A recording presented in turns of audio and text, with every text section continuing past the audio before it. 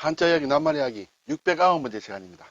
이번 시간은 괄목할 만하다, 괄목할 만하다, 그리고 괄목상대라는 그런 말 한번 살펴보겠습니다. 예전에 사실 괄호라는 말을 할 때 괄목상대라는 말은 제가 한번 좀 간단하게 설명을 드렸습니다. 근데 이번 시간은 좀 더 구체적으로 좀 자세하게 어떤 괄목상대라는 말 한번 설명을 드리고, 그럼 결국 괄목한다, 괄목할 만하다, 이런 말을 우리가 쓸 수가 있습니다. 그렇죠? 네, 글자 한번 볼까요? 괄목, 괄자는 좀 접하기 어려운 글자예요. 깎는다는 뜻, 깎아내린다, 깎는다 또는 비비다, 눈을 비비다. 네, 그러면 눈목이 들어오면 괄목은 눈을 비빈다 이런 얘기가 되겠죠. 눈이 이렇게 잘 안 떠져 있었는데 그걸 눈을 비빈다. 눈을 좀 비비고 보면 잘 보이죠. 네, 그렇게 볼 수 있습니다. 그리고 상대는 이제 서로 대한다, 상대, 마주한다 그런 얘기가 되겠죠. 그래서 눈을 비비고 마주하는 것이 괄목상대다 이런 얘기가 되겠죠. 깎는다고 할 때 괄이라는 것은 일단 혀설입니다. 그렇죠? 그리고 깎기 때문에 칼도다. 그러면 사실 이 글자에서는 우리가 흔히 입속에 있는 혀와 상관이 없다라고 주장하는 학자도 있고, 혀에서 발음이 변했다 해서 괄이라는 글자가 발음이 왔다 이렇게 얘기하는 사람도 있습니다. 예전에 괄호라고 할 때 제가 잠깐 설명을 드렸는데, 어쨌든 오늘은 더 설명은 드리지 않겠습니다. 모양은 이러한 혀설에 칼도가 해서 깎는다, 비빈다 이렇게 되겠습니다. 눈목은 부수자죠. 이제 상은 서로다 많이 쓰는 이제 그런 낱말을 만듭니다. 서로, 나무와 눈목이다. 예. 나무목과 눈목. 왜 이것이 합쳐져서 서로가 되느냐는 것은, 네, 이것도 스토리가 많이 있겠습니다만, 저는 나무와 눈을 가진 내가 이렇게 서로 마주 본다, 이렇게도 생각을 하고 있습니다. 네. 대는 상당히 복잡하죠. 대답한다, 또는 상대가 된다, 짝이 된다, 그런 뜻이에요. 이것은 글자를 자세히 뜯어보면 이런 글자다. 판축공사하는 도구다. 이렇게 판을 이렇게 양쪽에 세우고 흙을 이렇게 다져 넣는 기계를 얘기한다. 예전에는 성이나 이런 걸 세울 때 아주 흙으로 이제 공사를 할 때는 큰 판을 양쪽에 세우고 안에 흙을 다져서 이렇게 담 같은 걸 만들었다. 그럴 때 쓰는 도구다. 이렇게 저는 그렇게 보고 있습니다.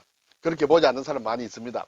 그래서 그 흙이다. 그리고 이 기계가 굉장히 크기 때문에 물론 손으로 이제 해야 되겠죠. 근데 그것이 큰 기계일 수 있기 때문에 양쪽에서 두 사람이 이렇게 마주 잡고 해야 된다. 그래서 이렇게 서로 마주 본다, 짝이다, 그런 뜻으로도 쓰인다. 네, 오늘 더 이상 깊이는 설명을 드리지 않겠습니다.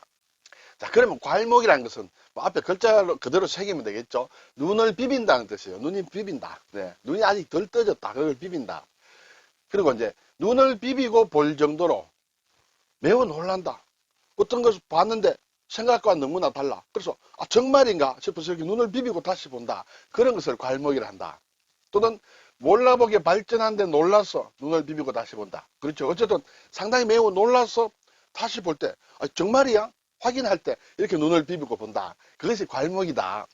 그리고 그래서 괄목하다는 것은 눈을 비비고 볼 정도로 매우 놀랍다.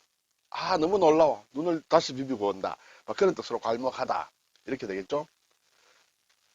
그래서 이제 괄목할 만한 뭔가 어떤 변화, 성장이다. 이렇게 많이 쓰죠. 특히 우리나라는 아주 경제가 괄목할 만한 성장을 이루었다. 그런 얘기를 많이 했습니다.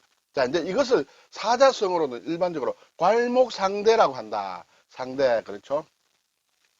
이런 것도 상대라는 것이 있습니다. 네. 뒤에 이제 나오겠습니다만, 원래 이 고사성어가 나올 때의 원문은 이 상대로 돼 있다. 근데 우리나라에서는 주로 이 상대를 이렇게 쓴다. 제가 가진 사진은 이게 두 개 다 나와 있습니다만, 다른 사진에는 이걸로 주로 나와 있는 것 같아요. 그렇지만 원문은 이렇게 돼 있다. 이 상대다. 근데 이것을 또 상간이라고도 한다. 본다는 뜻이 있기 때문에. 네, 그걸 다시 보겠습니다. 그래서 눈을 비비고 상대편을 본다. 괄목해서 이 친구 어떻게 됐는지 그렇게 보는 것이다. 그래서 남의 학식이나 재주가 놀랄 만큼 부쩍 늘었다. 갑자기 늘었어. 갑자기 변했어. 그래서 놀란다. 네, 그래서 생긴 말이 괄목상대다. 그래서 이제 본다는 뜻이 있으므로 상간이다. 볼간자죠. 그렇게도 쓴다. 주로 우리나라에서는 주로 이것을 쓴다. 이것이 원문이 괄목상대라 했는데 일본에서는 주로 이 괄목상대를 쓴다. 중국에서는 주로 이 괄목상간을 쓴다. 네, 제가 본 자료에는 그렇게 일단 나와 있습니다. 자, 그럼 이것은 어디서 나온 말이냐? 삼국지 위지, 위, 촉, 오, 중국에 삼국지 있죠. 근데 위지에 오나라, 오지에 여몽이라는 사람에 대해서 쓴 여몽전에 나오는 말이다. 이렇게 되겠습니다. 내용을 한번 볼까요? 좀 복잡한데, 삼국시대 오나라에 이제 손권이 있었습니다. 그렇죠? 손권의 휘하에 여몽이란 장수가 있었는데 상당히 무예가 좋습니다. 그런데 이 사람은 좀 머리가 좀 별로 비어 있어. 공부를 안 했어. 그래서 손권이 얘기합니다. 무술만 열마해서 학식이 없음을 염려했기 때문에 앞으로 나라에 이제 큰 일을 맡으려면 글을 읽어서 지식을 쌓아야 된다. 몸으로 때우는 것만으로는 안 된다. 그래서 손권이 당부를 합니다.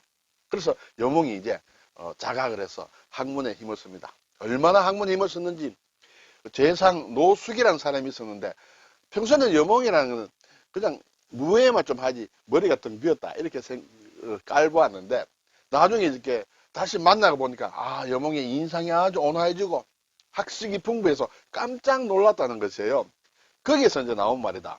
그래서 노숙이 여몽을 만났을 때 여몽이 하는 얘기가 선비라면 사흘을 떨어져 있다 만났을 땐 선비라 하면 한 3, 4일 사흘을 떨어져 있다가 못 보고 있다가 만났을 때는 눈을 비비고 다시 대해야 할 정도로 달라져 있어야 된다. 변해야 된다.